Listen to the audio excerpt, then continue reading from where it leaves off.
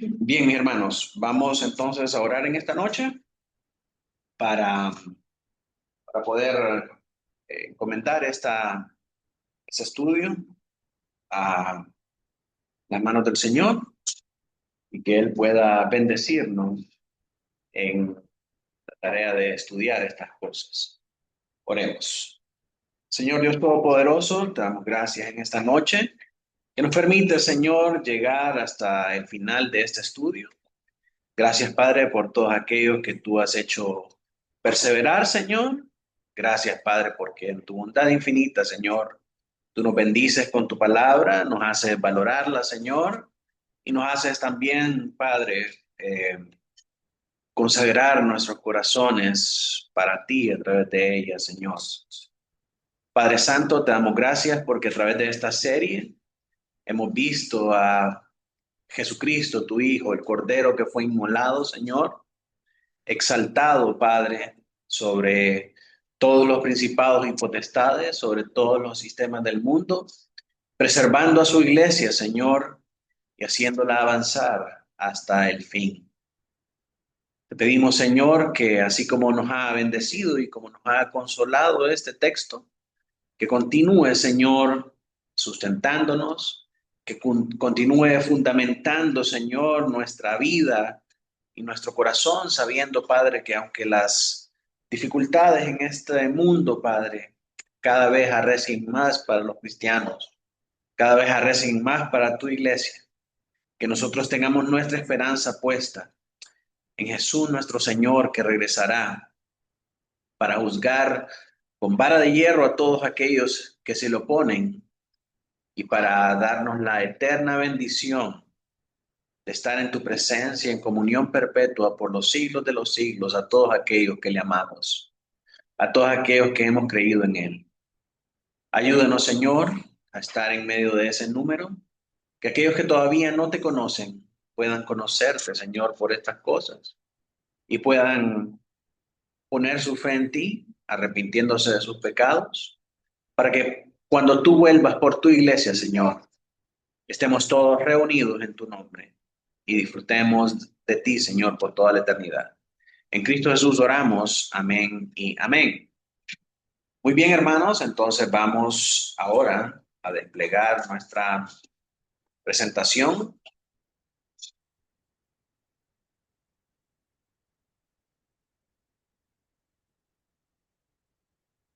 Ok,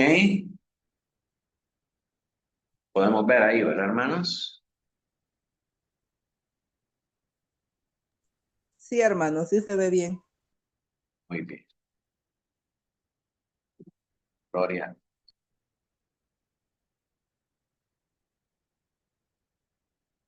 Bien, mi hermano, entonces, finalmente hemos llegado a la parte final de nuestro epílogo.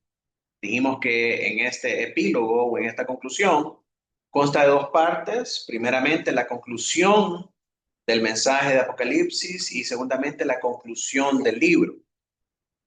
Todavía estamos en la conclusión del mensaje, donde vimos que hay 5 exhortaciones, de las cuales hemos visto 4. Y el día de hoy vamos a enfocarnos en la quinta exhortación y luego vamos a volver a la conclusión del libro para ver la conclusión final de este epílogo. Entonces miremos esta quinta exhortación para el día de hoy, no sin antes establecer un contexto de lo que hemos venido estudiando.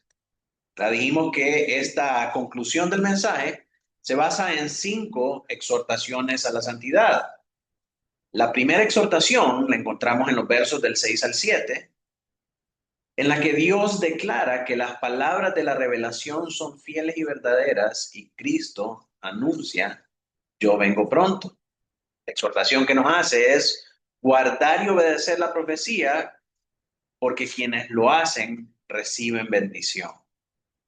La segunda exhortación la encontramos en los capítulos del 8 al 10, donde Juan es llamado a adorar solo a Dios, no al ángel que le muestra la visión. Además, se le ordena no sellar la profecía porque el tiempo de su cumplimiento está cerca y la iglesia debe conocerla. La exhortación es guardar la palabra del libro y adorar a Dios solamente. Luego, la tercera exhortación la encontramos en los versos del 11 al 12, donde nos dice que cada persona debe seguir en el camino que ya refleja su verdadera condición espiritual, porque la venida de Cristo está cerca y su juicio es seguro. Luego, la cuarta exhortación, versos del 13 al 17, nos dice que los creyentes deben perseverar en su fidelidad, mantener sus vestiduras lavadas y venir continuamente a Cristo para recibir la vida, motivados por quién es Él. ¿Quién es Él? El Alfa y el Omega, el Hijo de David, el principio y el fin. Y si Él es el principio y el fin, vimos, Él controla todo lo que está en medio entre el principio y el fin. Y entonces no solamente estamos motivados por quién Él es, sino también por la esperanza de una recompensa final. También en esta exhortación se hace una advertencia. Dice, quien vive para guardar las apariencias y no para agradar a Dios, como los perros, recuerdan que hace esa fuerte manifestación, ¿verdad? Acerca de los perros, terminará quedando fuera del reino. Así que nuestro caminar tiene que estar seguro en el Señor y tenemos que vivir para Dios, no solamente para las apariencias. Entonces, en nuestra quinta y última exhortación a la santidad, vamos a leer los versos del 18 al 20. Hermano Noé, me ayuda a leer ahí. Yo testifico a todo aquel que oye las palabras de la profecía de este libro. Si alguno añadiere a estas cosas, Dios traerá sobre él las plagas que están escritas en este libro. Y si alguno quitare de las palabras del libro de esta profecía, Dios quitará su parte del libro de la vida y de la santa ciudad y de las cosas que están escritas en este libro. El que da testimonio de estas cosas dice, ciertamente vengo en breve. Amén. Sí, ven, Señor Jesús. Amén. Entonces, esta sección, mis hermanos, recalca para nosotros la responsabilidad que nosotros tenemos para poder escuchar, guardar y obedecer la revelación divina. Note, por favor, esas tres palabras, esos tres verbos. Cuando nosotros venimos a la iglesia a escuchar la palabra del Señor, no solamente somos mandados a escuchar, sino que juntamente con escuchar, debemos guardar esas palabras en nuestro corazón y procurar obedecer a lo que Dios ha hablado en su palabra. Ese es el propósito de congregarnos. No venir a estar escuchando un sermón para ser entretenidos, sino poner por obra ese sermón. Guardar las palabras del Señor en nuestro corazón y obedecerlas.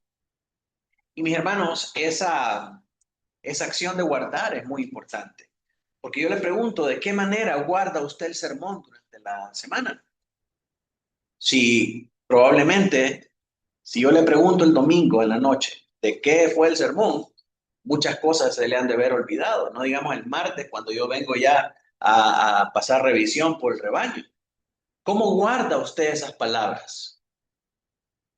Muchos toman nota y esa es una manera muy efectiva de guardar las palabras y recordarlas. Y note por favor que el Señor nos manda a que podamos hacer eso, guardarlas diligentemente. Pero mis hermanos, si no las escribimos, si solo las dejamos en nuestra mente constantemente se está alimentando de muchas cosas. Por eso es una bendición poder apuntar, poder guardar estas cosas, registrarlas en el libro, como en muchas de las visiones, como en muchos de los mensajes que el Señor le da a Juan. Le dice que grabe esas cosas, ¿verdad? Guardar la palabra es algo que se nos manda a nosotros y debemos ser diligentes en poder hacer un esfuerzo de guardarla. Por eso, mis hermanos, tratamos de hacer también durante semanas el verso para memorizar que sale del sermón, las espigas de verdad que nos recuerdan cosas acerca del sermón, para estar guardando esa palabra una y otra vez. Y si a eso le sumamos nuestras notas, ¿verdad? Son maneras en cómo nosotros podemos guardar la palabra del Señor. Entonces debemos escuchar, guardar y obedecer la revelación divina. No es solamente venir a escuchar, humíllese como se humilló el Señor, sino que vaya y practíquelo en su casa.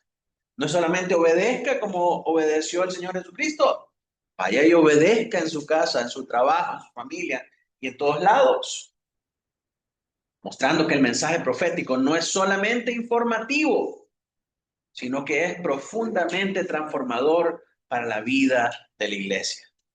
La iglesia no cambia, mis hermanos, por escuchar sermones.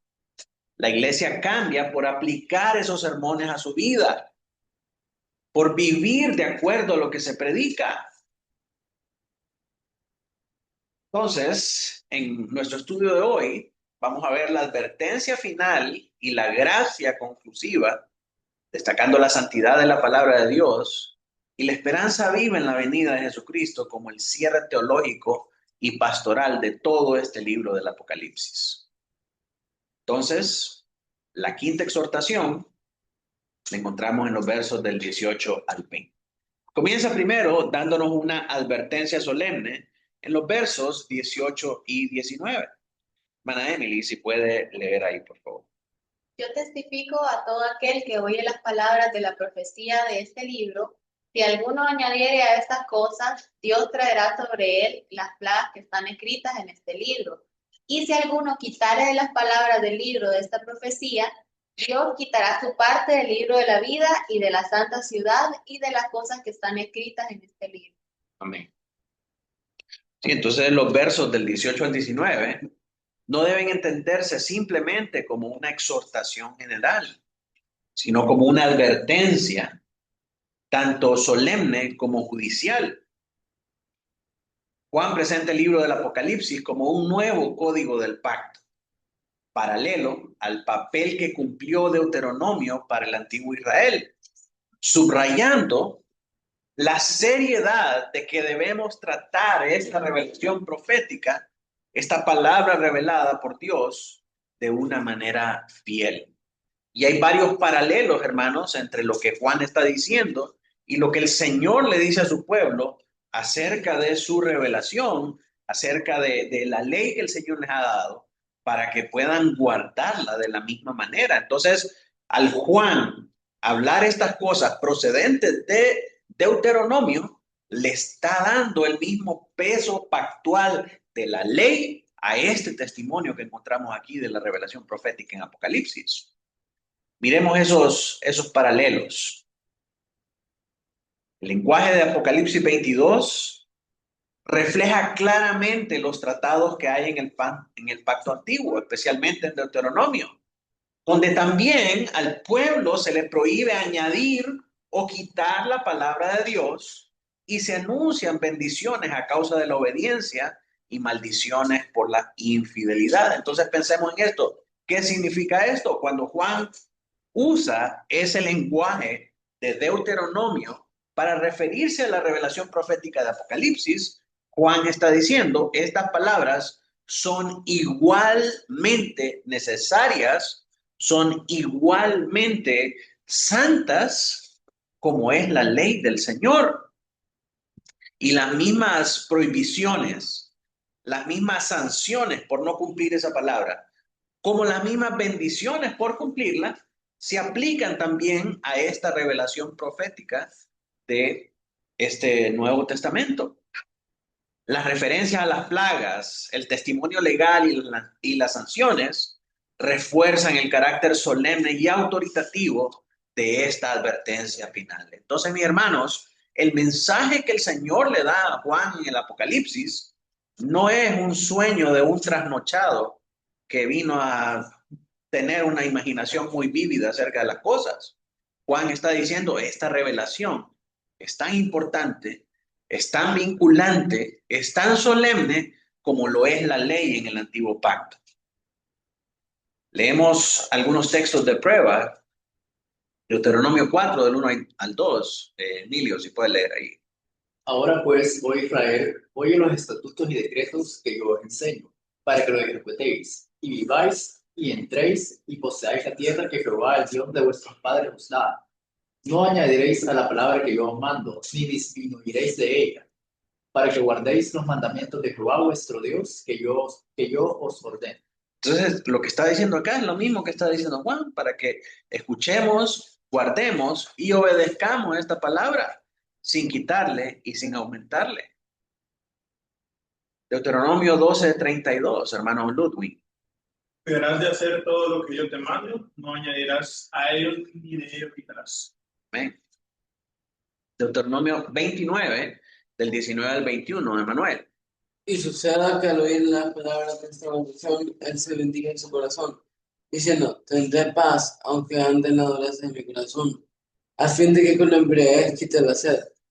No querrá Jehová perdonarlo, sino que entonces humeará la ira de Jehová y su celo sobre tal hombre. Se sentará sobre él toda la maldición del que se libro, y Jehová borrará su nombre debajo del cielo. Y lo apartará Jehová de todas las tribus de Israel para mal, conforme a todas las maldiciones del pacto escrito en este libro de la ley. Entonces vemos acá que están las bendiciones por obedecer y también las sanciones o las maldiciones por desobedecer a esta palabra. Lo mismo que se prescribe para la ley en el antiguo pacto es lo mismo que está prescrito también para la revelación profética en el Nuevo Testamento, Nuevo Pacto. Entonces, ¿cuál es el problema central acá? La idolatría en el corazón del hombre. Añadir o quitar a la palabra de Dios no se limita a un error técnico o accidental, sino que implica una falsa enseñanza que justifica la idolatría o distorsiona la verdad revelada. Y lo hemos visto con todas las versiones bíblicas que buscan sustraer, que buscan cambiar, que con un solo signo de puntuación que cambien, ya distorsionan completamente el mensaje de la verdad. Entonces, ¿para qué? ¿Cuál es la motivación del corazón del hombre para cambiar esta revelación? Seguir su propia idolatría, seguir su propia necedad, seguir sus propios intereses ocultos. Añadir equivale a introducir prácticas o doctrinas incompatibles con la adoración al único Dios verdadero. Mientras que quitar implica invalidar los mandamientos divinos que condenan tales prácticas. Y hay varios ejemplos de esto, de añadir y de quitar. Por ejemplo, recordamos que durante el tiempo de la Segunda Guerra Mundial, la Iglesia Luterana de Alemania, en aras de borrar de la faz de la tierra la descendencia judía y su influencia aún en la religión, añadió que Jesús no era de raza judía, sino que pertenecía a la raza aria, ¿verdad? Ese es un ejemplo de cómo el hombre le puede añadir a la palabra para seguir su propia idolatría.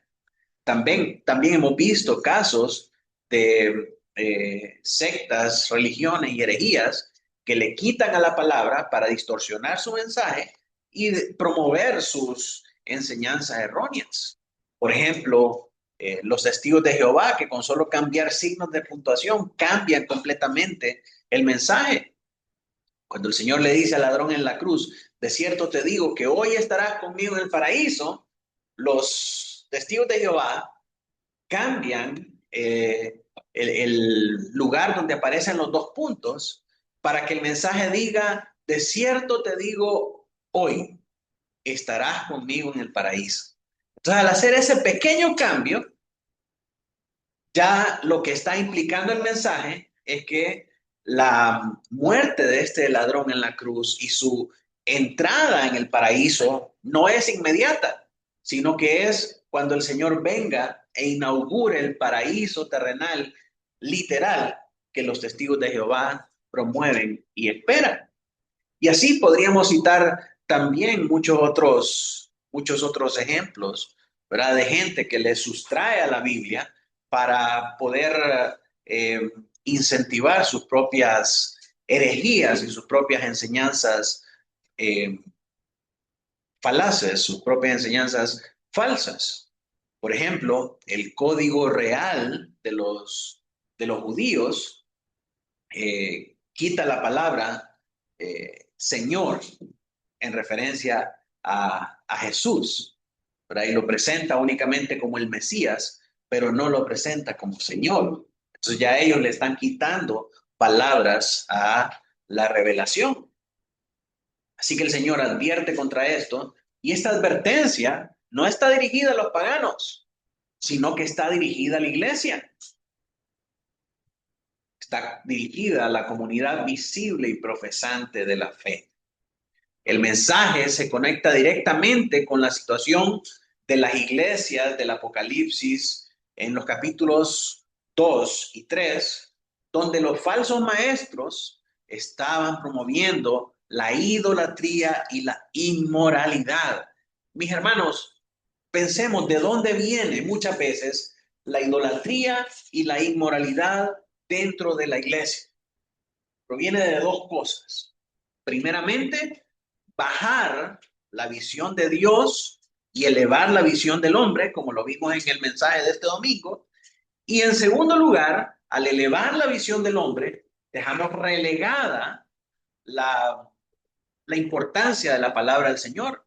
Cambiamos la palabra del Señor por las tradiciones de los hombres, por los deseos de los hombres y por las concupiscencias de los hombres. Por ejemplo, me viene a la mente las palabras del falso maestro Guillermo Maldonado, cuando él dijo que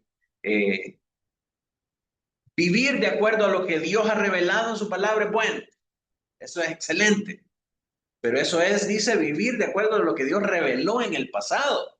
Es más importante vivir de acuerdo a lo que Dios está revelando ahora a sus siervos, los profetas. Entonces ahí estamos bajando la visión de Dios, relegando su palabra y elevando la visión de los hombres, y eso nos lleva a caer en idolatría. ¿Por qué? Porque ahora están buscando lo que el profeta dice, lo que el apóstol dice. Si no es un decreto apostólico, si no es una profecía, si no es una palabra añadida a lo que Dios ya ha revelado, entonces todo lo demás no sirve. Así que ese es un gran problema, y siempre están los falsos maestros ahí involucrados, promoviendo la idolatría y la inmoralidad. ¿Hacia qué lleva esas cosas? Miren las iglesias de estos falsos maestros cuando hacen esas cosas.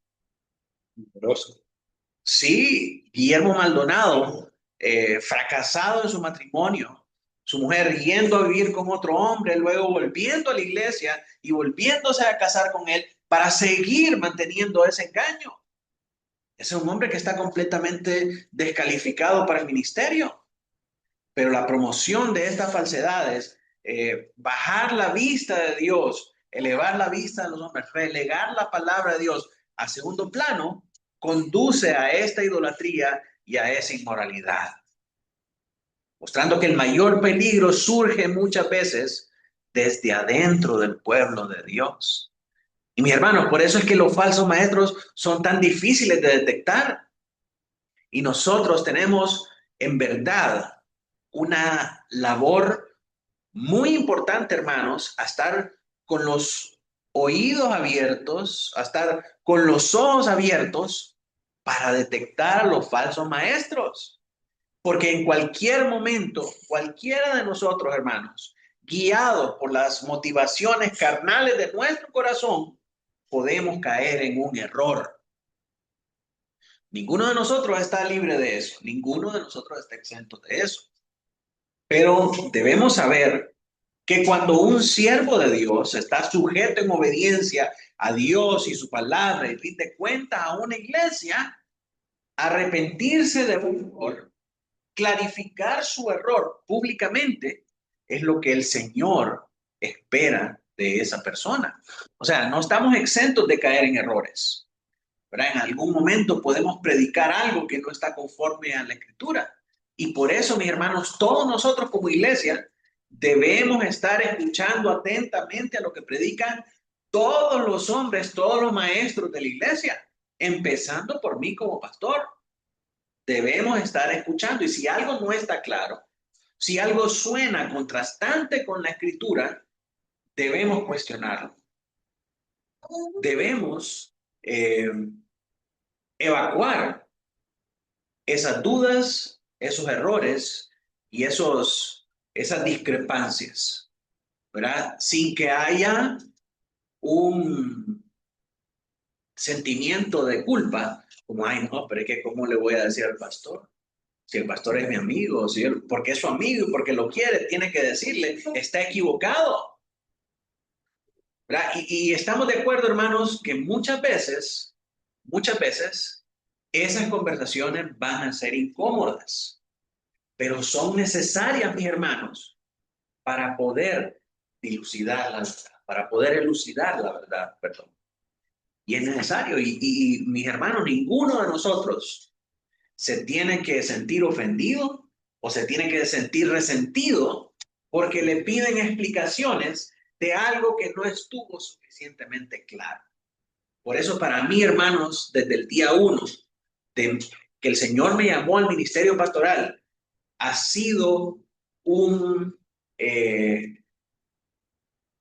ha sido una necesidad para mí poder presentar a la iglesia todo el manuscrito de mi predicación. Porque si hay algo que yo dije, va a estar ahí en ese manuscrito. Y cualquiera de nosotros puede ir y revisar el manuscrito y asegurarse que lo que dije está así en el escrito. No lo va a cortar. Exactamente, ¿verdad? Y, mis hermanos, pasa muchas veces que hermanos escuchan algo diferente a lo que uno predicamos. Entonces dicen, pastor, pero usted dijo esto. Vamos a ver el manuscrito, hermano. Y vamos a ver el minuto en el que se predicó eso. Y si está igual con el manuscrito. Es que, por ejemplo, pastor, hablando de eso, hay gente que lo que hace es editar. Por ejemplo, cuando una denuncia, cuando Yesenia T. Habló sobre las piedras ungidas. Ella después lo que hizo fue editar, cortar eso y como que no pasó nada, pero eso ya es deshonestidad. Claro.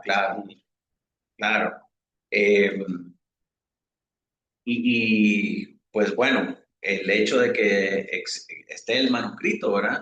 Eso nos lleva a nosotros a tener una mayor transparencia y una mayor claridad. Y quiero decirles que aparte de eso, cuando yo mismo estoy inseguro acerca de alguna declaración doctrinal, yo lo consulto con nuestros pastores de las iglesias hermanas. Por ejemplo, ahorita que estamos hablando acerca de los cantos apostólicos y las declaraciones cristológicas del Señor Jesucristo, uno de los recursos en los que yo me apoyo es en la declaración cristológica del ministerio Ligonier, que se llama El Verbo se hizo carne, y también consulto con los pastores, ¿están de acuerdo con esta comparación? ¿Están de acuerdo con esta declaración? Para asegurarme que no estamos diciendo ninguna herejía cristológica, ¿verdad? Principalmente cuando hablamos del Señor Jesucristo. Entonces, mis hermanos, con esto quiero invitarlos a que podamos escuchar diligentemente la prédica. No solamente para decir me gustó o no me gustó, está buena o está mala, sino que para escuchar si lo que se está diciendo es verdaderamente consistente con la palabra del Señor. Y si no lo es, debemos hablar esas cosas. Debemos pedir explicaciones y en el caso de que un pastor, un predicador, un maestro se haya equivocado, lo más sensato y lo que espera el Señor y la iglesia de uno es que pueda corregir públicamente y pueda decir, mis hermanos, en la enseñanza anterior me equivoqué en esto, ¿verdad? Y quiero decir que eso no es consistente con la Biblia y que la verdad es esta y esta. Ese es un pastor que tiene un compromiso con la verdad. Pero si por salvar su reputación, por presentarse como infalible, va a callar esa verdad y va a seguir promoviendo ese error y lo va a dejar pasar y se va a enojar con el que lo confrontó, entonces ahí hay algo muy peligroso para la iglesia, ¿verdad? Puede haber orgullo, puede haber... persista en la mala doctrina. Exactamente, puede haber un extravío de la sana doctrina y eso es peligroso. Así que, y mis hermanos, o sea, el mayor problema de eso, el mayor problema de un error doctrinal desde el púlpito, no es el error, sino es a lo que conducen esas prácticas. El final de todo eso es la idolatría y la inmoralidad.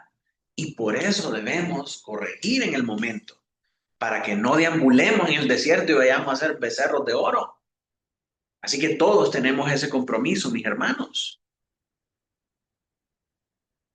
Ahora, el castigo que se anuncia aquí en este pasaje, el castigo descrito en estos versículos, utiliza un lenguaje irónico de justicia retributiva, en el cual el pecado y la sanción guardan una correspondencia directa. O sea, mayor pecado, mayor sanción. Quienes añaden el libro reciben las plagas del libro, y quienes quitan de él pierden las bendiciones que en él se prometen. Y este pasaje no enseña de que si alguien es salvo, por quitarle a la Biblia va a perder la salvación, sino que nos muestra el carácter de los falsos y el engaño de una fe meramente profesante. El que es verdaderamente cristiano no va a andar buscando quitarle o agregarle a la palabra del Señor. Ese es el modus operandi de los falsos maestros. Y nos lo dice ahí para que nosotros lo podamos ver, para que nosotros lo podamos distinguir. ¿Cómo va a operar el falso maestro? Le va a quitar su efectividad a la palabra, le va a restar de la palabra o le va a añadir a la palabra. Entonces, para estos falsos, son estas sanciones y son estas pérdidas, la pérdida de estas bendiciones. También hay una recompensa prometida, esas sí son para nosotros. Las recompensas mencionadas en esta sección se entienden mejor a la luz de las promesas que se han hecho a los vencedores de las iglesias, de las 7 iglesias de Asia, que se trataron en los capítulos 2 y 3 de este libro. Y entre las bendiciones que se nos prometen, o las recompensas que se le prometen a la iglesia, está la vida eterna, el acceso al árbol de la vida, la herencia en la ciudad santa y la recompensa conforme a sus obras. Y todas estas cosas, hermanos, son símbolos de la presencia eterna de Dios con nosotros. Ese es nuestro mayor regalo y esa es nuestra mayor recompensa. Todas ellas están reservadas para los que perseveran fielmente y rechazan la idolatría. El testimonio final de Cristo lo vemos en el verso 20. Nicolás, si me ayuda a leer ahí. El que da testimonio de estas cosas dice, ciertamente hay que pruebe. Amén. Sí, ven, Señor Jesús. Amén. Aquí en el cierre del libro se presenta entonces una acumulación de testigos. El ángel, Juan, el Espíritu y Jesucristo mismo, que confirma el carácter jurídico y autoritativo de esta revelación. La declaración de Jesús nuevamente es sí, vengo pronto, y reafirma la veracidad de todo el mensaje y establece la base tanto de advertencia como de la esperanza cristiana, porque Jesús viene pronto, el malo recibirá su retribución. Porque Jesús viene pronto, nosotros como su pueblo vamos a recibir esa recompensa que está guardada para nosotros si perseveramos, y esa es la base de nuestra esperanza cristiana, el regreso del Señor Jesucristo, mis hermanos. Y entonces, ¿cómo responde la iglesia? ¿Cómo responde la iglesia a estas palabras del Señor? La respuesta de Juan es amén. Ven, Señor Jesús. Y expresa una fe confiada, una esperanza escatológica viva, mis hermanos. Esta súplica refleja el anhelo de la iglesia por la consumación final y muestra que la expectativa del retorno de Cristo debe producir en nosotros perseverancia, santidad, fidelidad doctrinal, no cuando Cristo venga, sino que desde ahorita. Creemos por la fe que estas cosas van a pasar, que estas cosas van a ser ciertas. Por lo tanto, ahora vamos a perseverar, ahora vamos a buscar la santidad, ahora vamos a buscar ser fieles doctrinalmente. Y así, mis hermanos, llegamos a la última parte de este libro, que es la bendición final. Aquí entonces pasamos a la segunda parte que divide esta sección, que es no la conclusión del mensaje, sino la conclusión del libro. Entonces, vemos ahí una bendición final. Hermana Laura, si puede leer. ¿Sí? Nuestro Señor Jesucristo sea con todos vosotros. Amén. Amén. Y es hermoso, hermanos, que esta hermosa carta, que este hermoso libro, termine con una bendición pastoral. ¿Verdad? Eso es lo que nos dice ahí Juan. La gracia de nuestro Señor Jesucristo sea con todos vosotros. Amén.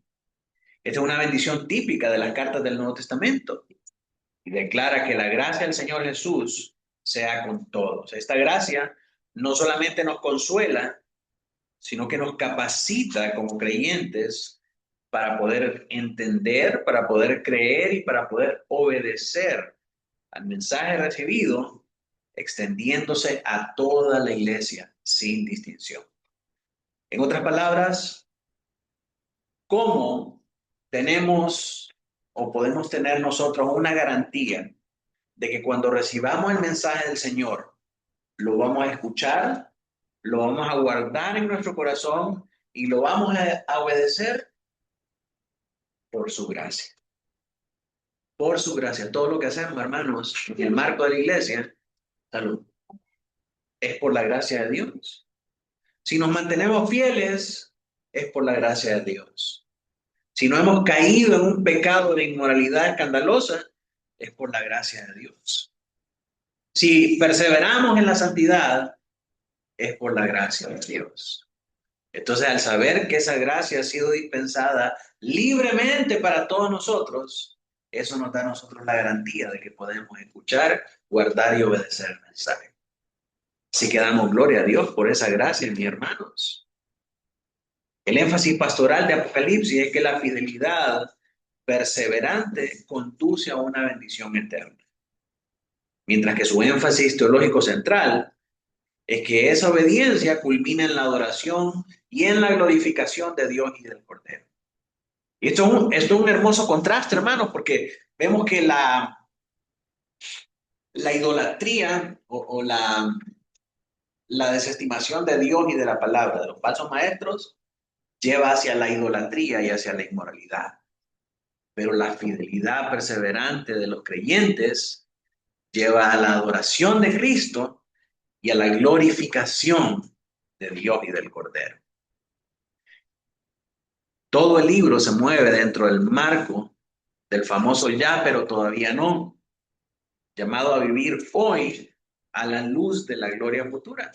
Porque Cristo ya venció, porque Cristo va a resucitar, porque Cristo ya resucitó, porque Cristo va a reinar, porque Cristo va a volver. Nosotros ahora tenemos que vivir de acuerdo a esa gran victoria, de acuerdo a esa gran realidad. En conclusión, mis hermanos,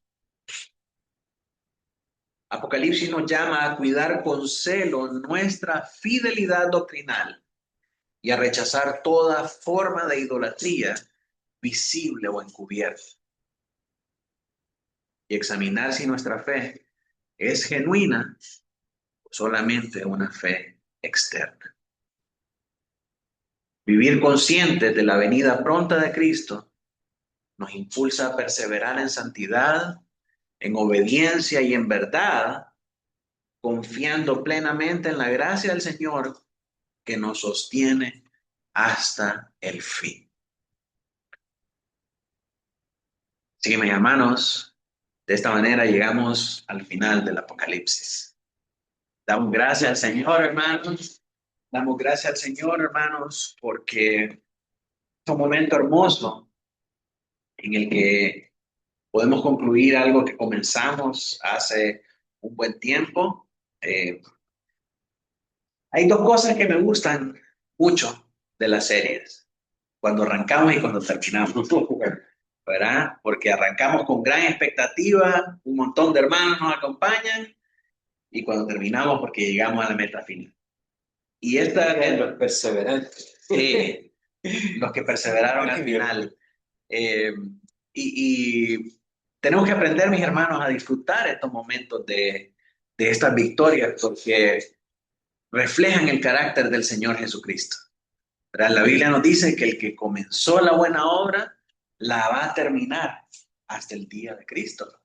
Y así como Él nos permite avanzar por todos estos pasajes gloriosos y llegar a una culminación, podemos tener esperanza y podemos saber que así mismo también el Señor va a terminar la obra en nosotros. Y la gloriosa consumación de eso, mis hermanos, es que por la gracia de Dios, ahí vamos a estar todos nosotros. Vamos a llegar al final. Solamente Jesús, solamente su palabra nos garantiza que vamos a estar bien. Porque somos su pueblo, porque somos ovejas de su prado y porque Él es un Dios vencedor. Así que, gloria al Señor, mis hermanos. Quiero ahora terminar este momento tan sublime y hermoso, orando al Señor, dándole gracias por la bendición de poder terminar con este estudio. Oremos. Padre nuestro que estás en el cielo y en todo lugar, te damos gracias porque en este día nos permites terminar, Señor, el estudio de este hermoso libro que nos recuerda, Señor, que tú ya venciste a la muerte y que tú reinas por toda la eternidad y que tú volverás por nosotros, Señor. Ayúdanos, Padre, a vivir en esta realidad futura, ahora, en este presente, Señor, para que esas bendiciones que tú nos prometes, Señor, podamos en ese día final tenerlas y hacerlas nuestras, Señor, sabiendo que la mayor de todas esas bendiciones es tu presencia en medio de nosotros y la comunión contigo, Señor, ahí en ese día final. Ayúdanos, Padre, a continuar perseverando en fe, en santidad, luchando, Señor, contra la idolatría de nuestro corazón, luchando contra la inmoralidad de nuestra carne y de este mundo, Señor, para perseverar firmes hasta el final.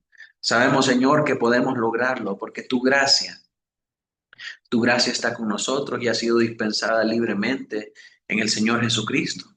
Ayúdanos, Señor, ahora por medio de tu gracia a poder cumplir con estas cosas.